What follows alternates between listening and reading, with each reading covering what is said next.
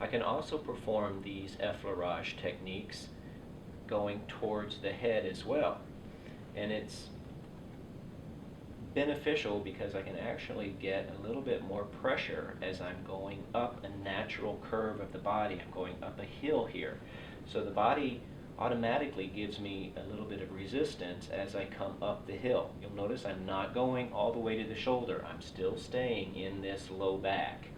This is the area that I'm working on right now.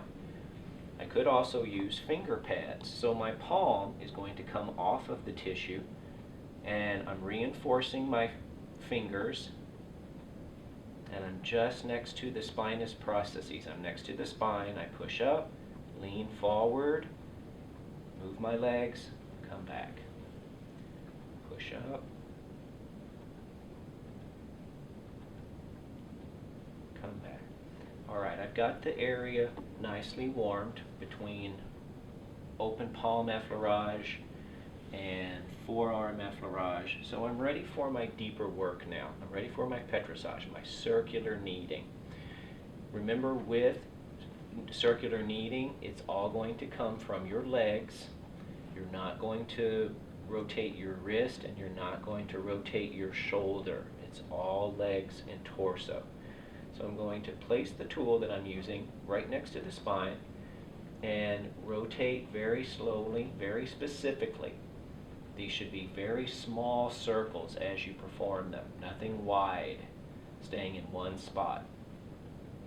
So after about 4 to 5 circles in one spot, I'll move up, slide up. Notice how I just took a step up as well. I want to keep kind of close to the tool that I'm using, but my torso is behind my tool. I don't want to lean over too far. I don't want to reach. So I'll take a step up so that I can still have a straight back and just lean my weight in. And it's just rotations from my legs that are occurring. So it's weight on the back leg, rounding in with the circles and out, rounding in with the circles and out. I'm going to go to the other side of the table where I can perform a ringing technique, which is also considered a petrissage technique, where I start my hands one next to the table, one next to the spine. My thumbs stay with the rest of my fingers, and I simply squeeze or compress the tissue first and then let my hands slide past each other. My lower body is moving so that it's not so much upper body strength, and the leg movement helps to propel the whole technique. With a female client, be sure that you're careful about coming up too far into breast tissue. So this kind of stays really mainly in the low back for the time being.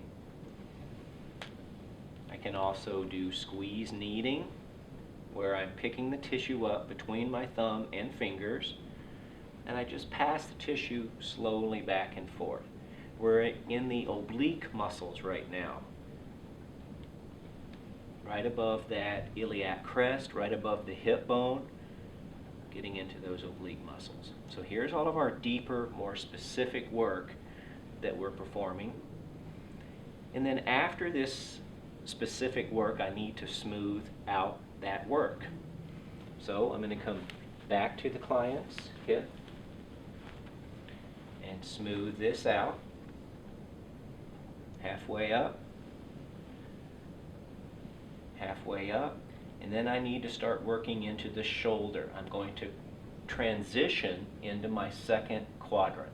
So to do that, I'm going to take a nice deep effleurage up.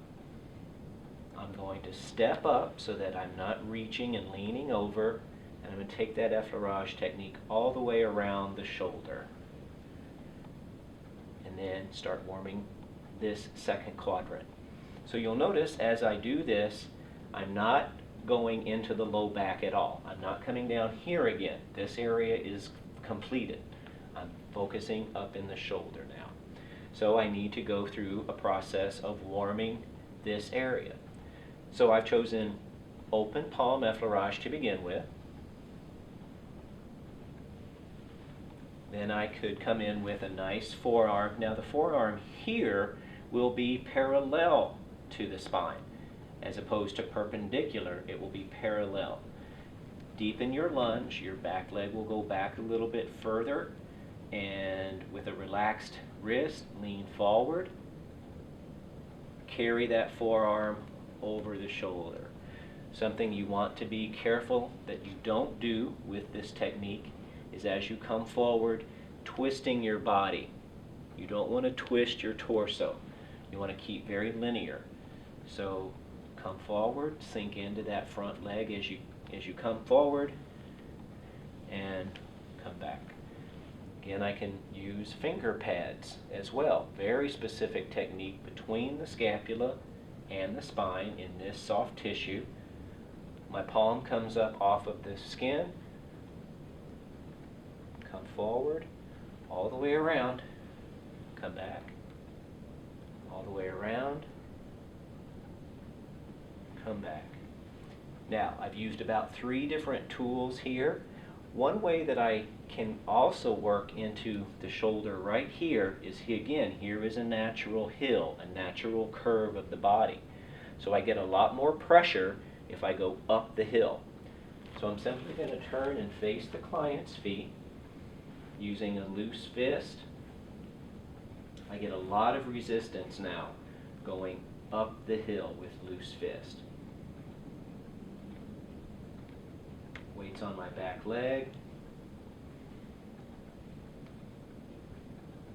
Okay, got the area nice and warmed up. I want to get into the medial border of the scapula, right here. So working from the contralateral side of the table, or opposite side, I'm going to bring in my finger pads and push the tissue into the medial border of the scapula. And very, very specific, point-specific circles. Again, I've got my front leg in this area by the face cradle so that I just use lower body movements to create the technique. If it's difficult for you to find the medial border of the scapula, you can bring your client's hand into the small of their back, and usually the medial border will kind of come off of the rib cage a little bit, and it will be easier for you to get into that specific area. Again, just make sure that that position is comfortable for your client.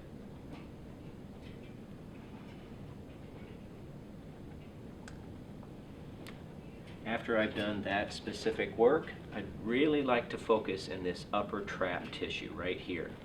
So I'm going to do squeeze kneading. So I'm going to move my body just a little bit to the side. I came from the corner to here. I'm going to reach across. Squeeze kneading again is pinching the tissue between your thumb and fingers and passing it back and forth. Go very slow with the technique and pick up as much as you can. Pass the tissue back and forth. And I'm moving my lower body slightly too. If I don't move my lower body, it becomes all shoulder work and it becomes just a little bit more difficult.